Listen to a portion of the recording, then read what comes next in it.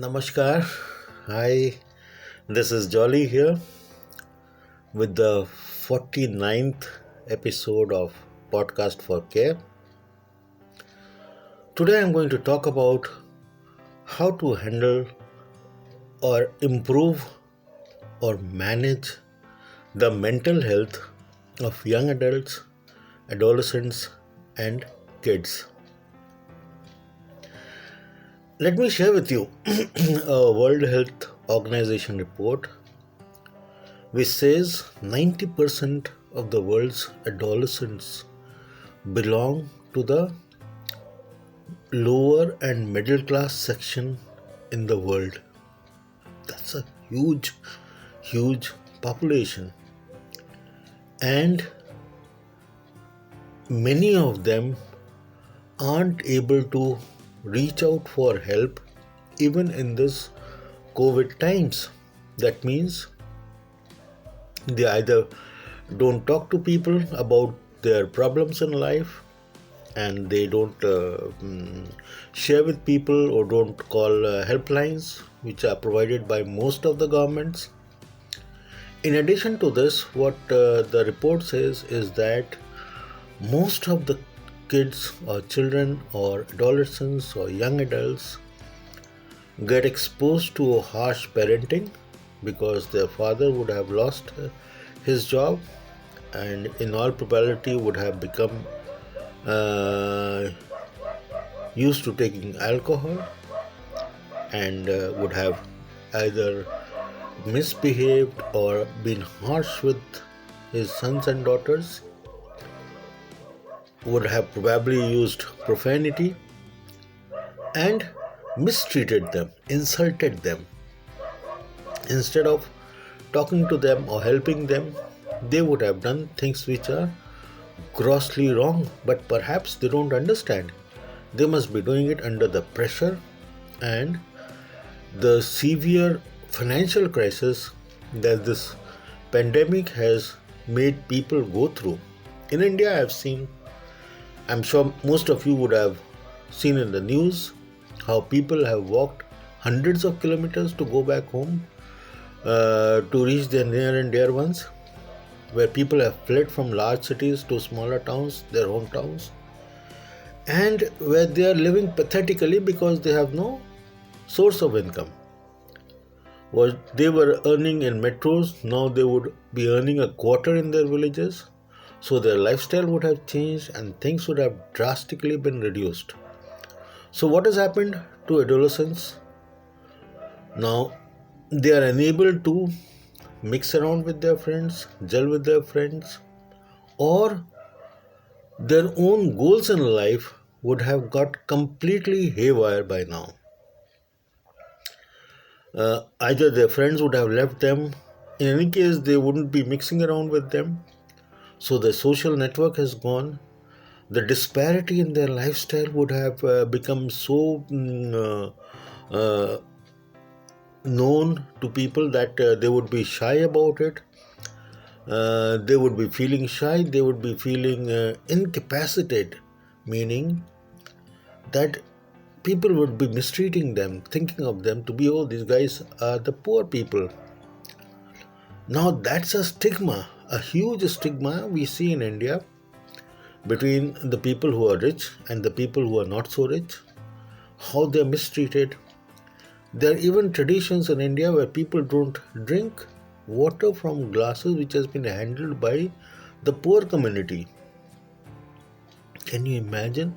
Such is the class system that still persists in some parts of India. So you can very well imagine how the young adolescent girls would be getting treated. They are either now getting married off because now they have no schools to go. So with no schools, they have no access to their personal hygiene products which the government or the NGOs distributed.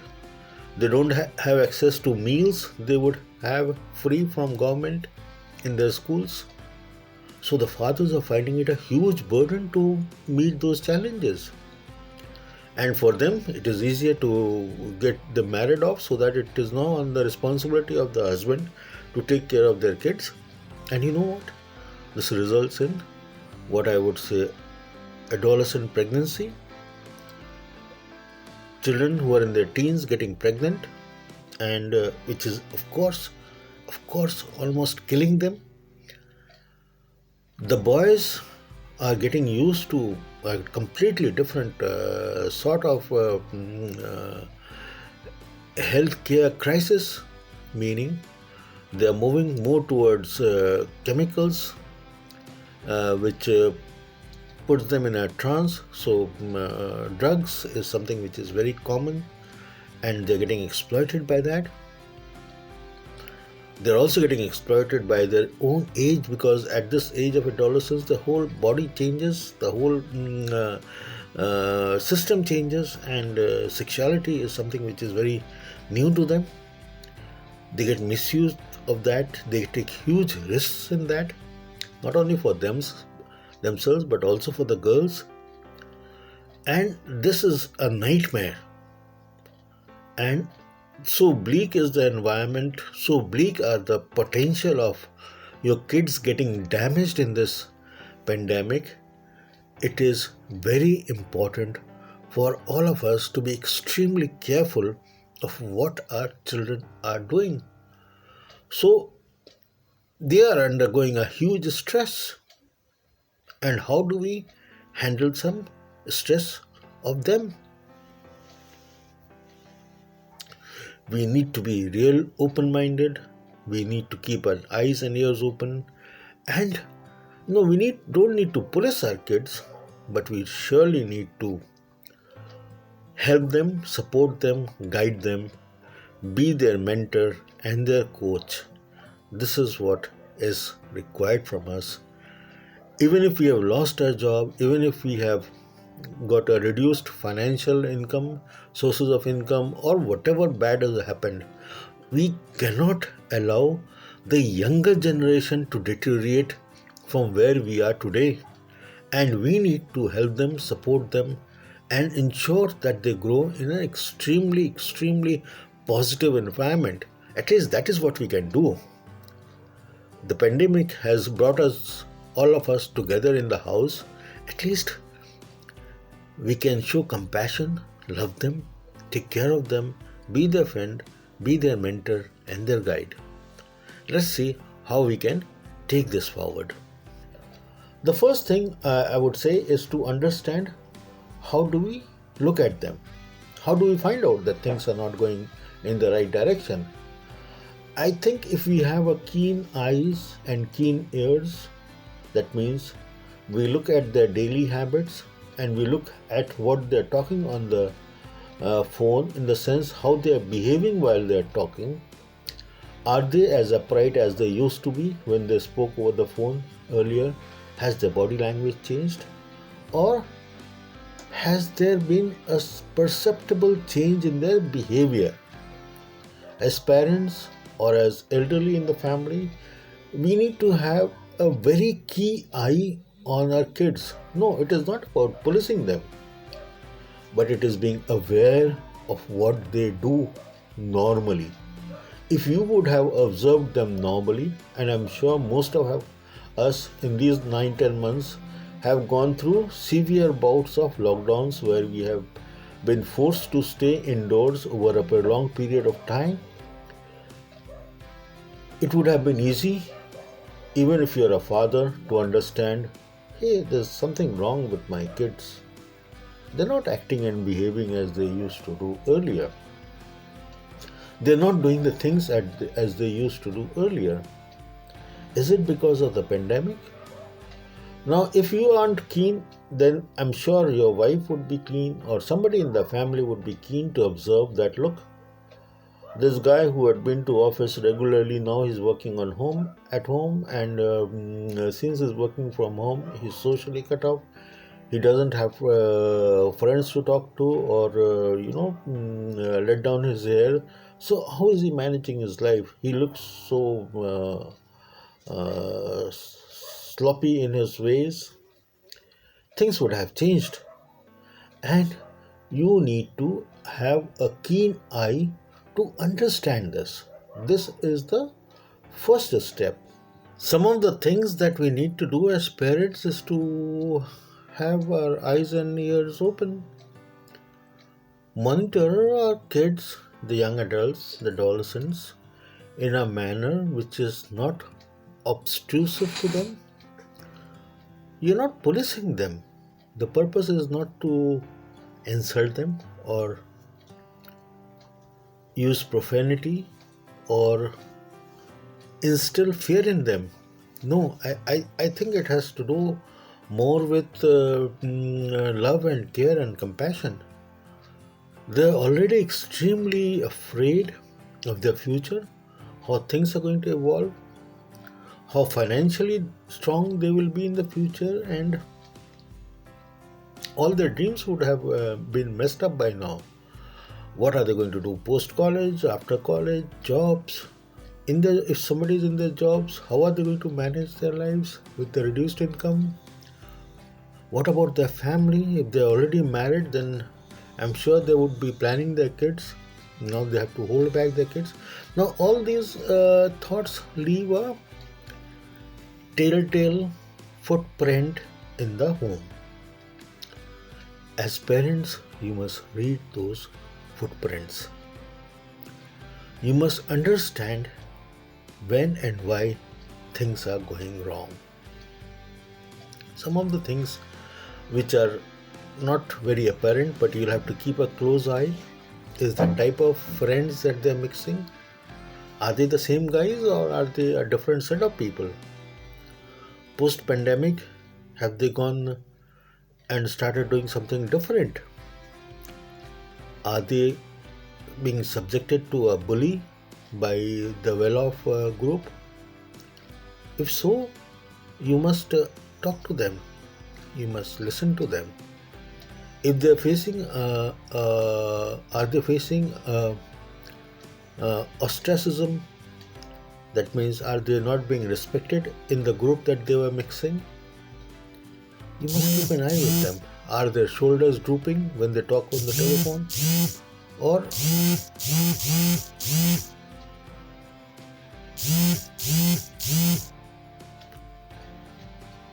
are their sleeping habits normal? Are their waking up habits normal?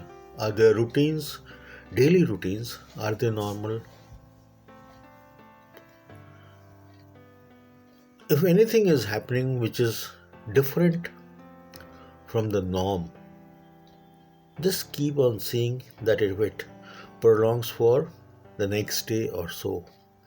If it is happening third day onwards, then it is a cause of concern and you must keep an eye on it. Hope they're not getting into substance abuse or into sex abuse, or adolescents or young adults are more prone to get into it because of the frustration that has built into them. They might look at options of releasing their pressure that is building up, their anxiety, by going to women or by using drugs or anything like that, or alcoholism, or simply getting into making friends with the wrong type of people. You must be keeping a track of the footprints that they're leaving behind in the home. Are they going to office in time? Even if it is work from home, are they attending their work in a nice and competent manner? Or are they getting frustrated? Are they getting irritated? Or are they getting roughed up by their bosses? Or are they aren't able to meet their targets? Something or the other which you might be overhearing while you are working or sitting with them or reading your newspaper or looking at the TV. There are telltale signs and you must be aware of it. Why I'm saying you must be aware of it is because then you can handle situations before it blows up on your face. You, your wife, or the elderly are the only people that they can go to in this pandemic. Whether it is anxiety or depression or anything in between, their sanity is being challenged. Now, if you as a senior make those challenges still more difficult, then you will not achieve anything. You will be into pushing them into more of the illness, the mental illness that I'm talking about. You will be really pushing them hard. So let's be careful and let's take things easy on ourselves as well as on our kids. And this is what I prescribe for all of us to follow. The best way to handle stress of young adults and adolescents and kids is to give them the freedom that they enjoyed in the pre-COVID days. The only thing is that they will use that freedom in your house. Now that's one of the challenge which you as an individual has to manage. It is not the kids. Keep an open mind, an open ear, and allow them the freedom that they enjoyed before. The only restriction being that they aren't able to meet their friends or they're not able to hang out with somebody whom they knew for long. So how do you do it? What I did, let me share. Kids are naughty. They can't sit at one place. Similarly are the young adults. They're so used to being mobile that you can't hold them back. And if you hold them back, then they will do things which will not be acceptable to you, which you had otherwise done it in normal times. So things like playing loud music or singing or chatting loudly on the phone or doing their exercises right in the middle of the home or keeping their drawers dirty or not doing things as per what you think is right. I forgave my kids of everything. One of them, a 12-year-old, was so used to playing and shouting that he continued to do it in the home.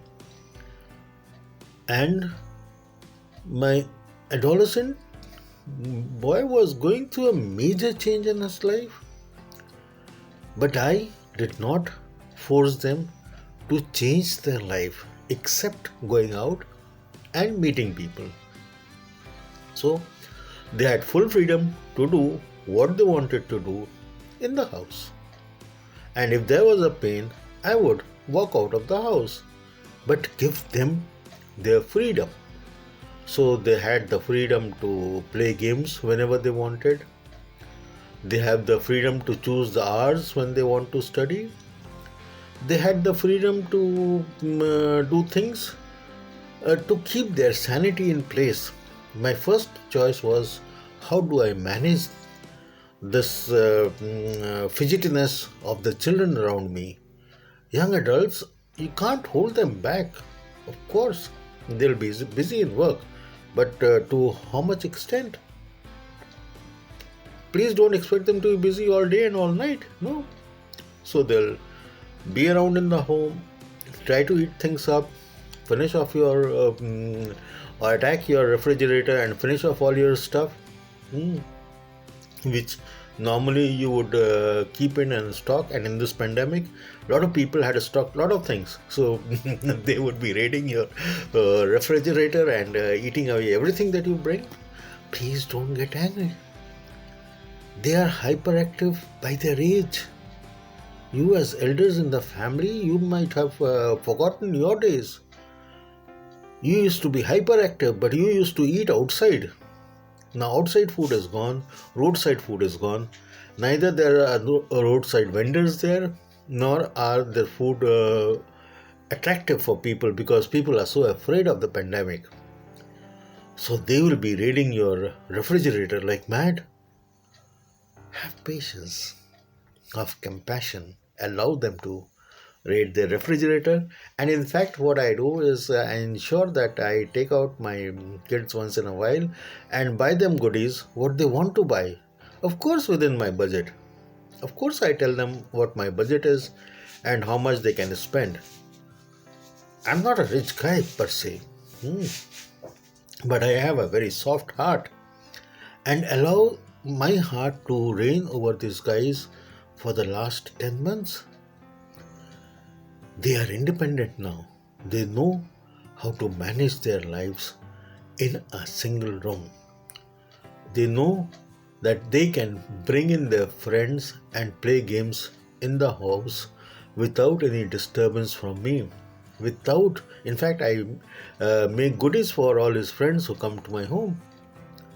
So, instead of forcing them my ways, instead of telling them, disciplining them that how they should live now that they are within the four walls, what I did, I changed my life.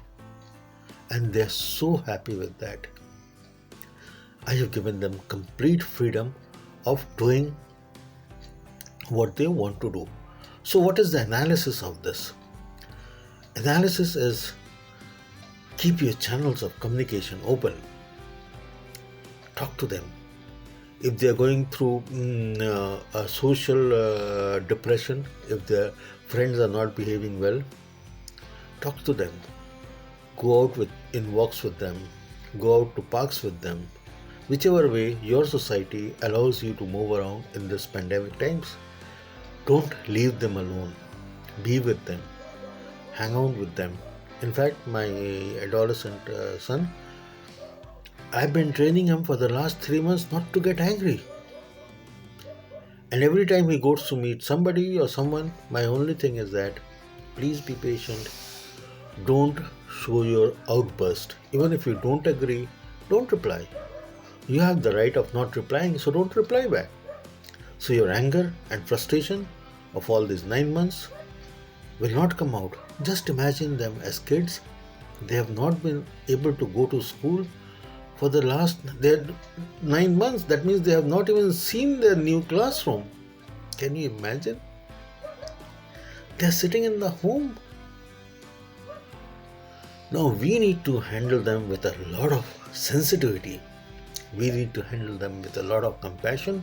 So what I do, if things go out of my hand and my sons start playing loud music and there's something not happening as per my value system, I don't judge my kids. I go out for a walk, spread out about an hour, sitting in a nearby park, sitting in the sun, or doing whatever. But I don't use any harsh parenting with them. I understand how they feel. So you must understand them in a logical manner, be with them, become their friends. See, you would also have lost out all your friends, so become their friends, be with them. In fact, if my sons had the right to call me if they faced any difficulty with anybody, even to the context of fighting with the other guy, of course I went. I never let them down. I never left them alone. In fact, with my younger son, his teacher was very partial. When I was going through a divorce and she came to know about it, her teacher used to misbehave with my son. And I had to really go and counsel his teacher how to behave and how to talk to children who are seeing tensions in the family. And my sons understand that I am with them. I will never leave them alone, come what may. And if they make mistakes, they are most welcome to make mistakes. I tell them not to worry of their mistakes. I, as a father, I am a guide to them. I am a coach to them. I am not their ringmaster. I am not there take them as a challenge of my life. I am their coach, so I have to guide them, I have to talk to them, I have to explain to them how to take forward this life. That is all what I do. I don't insult them, even when I am very angry. Yes, at times I get angry, I am a human being. Even at times when I get very angry, I never insult them. I guide them, I don't use profanity, I tell them. And if they see the mishap happening right in front of them, then they know the consequences of doing the wrong thing. So my advice and my counseling is a balm to them, not something which makes their hurt feel bad. So I am their balm in life, and this is how I support them. I support them in doing everything. I am with them. I find it from them what interests them, so I enable them to acquire those things in which they interest. Number two is I participate with them in whatever way it is possible if they need me, so that they have a partner readily available to them. They need not look at their uncles or aunts or neighbors to seek a partner. As a senior in the family, I am available to my kids, to my adolescents, and you must be available if you have a young adult with you at all times for whatever reason. If they want to talk about office politics or the book that they are reading or the movie that they went to, most of all of their relationship, if they have a girlfriend or a boyfriend, please patiently listen to them. It is very important for you to support them, not to chide them, not to show them how you are right or how they were wrong. Please allow them to take their own decision for their relationship. They have grown up as young adults. They have a right to manage their life. They have a right to make mistakes. We can support them when they have committed that mistake. We can coach them how to not make those mistakes in future. And then we can underline the learnings from those mistakes. But we cannot force them. I have never tried to do it with anybody, not even my ex-wife. And I wouldn't recommend anybody of you who are listening to this to ever force anything with anybody in your life. Young adults especially, they go through a very fragile mental health. They are going through it now, and if their wives are at a different stage of life, or if their girlfriends are breaking up, please be with them, support them, help them. Don't allow them to feel negative vibes from you. Negative vibes are not good. They need to be living in a very positive environment. So use a supportive language. Go out of your way to support them. Go out of your way to support them and help them. Create a positive environment in life and ensure that you do a great job in creating that positive environment. I personally think if we do this, if we carefully evaluate our kids, who could be anywhere between 14 years and 25 years, the only thing that comes to mind is be with them. They should never feel alone. At this stage, it doesn't matter whether they are boys or girls. It doesn't matter whether they're in a job or not. It doesn't matter whether they're living alone or not. It doesn't matter whether you are living with them or not. You must show your compassion with them. You must be with them. That is the only thing that they will be looking for in this pandemic. Thank you for listening to me. This will be edited by Aditya. Namaskar. Have a wonderful Christmas. Enjoy the holidays.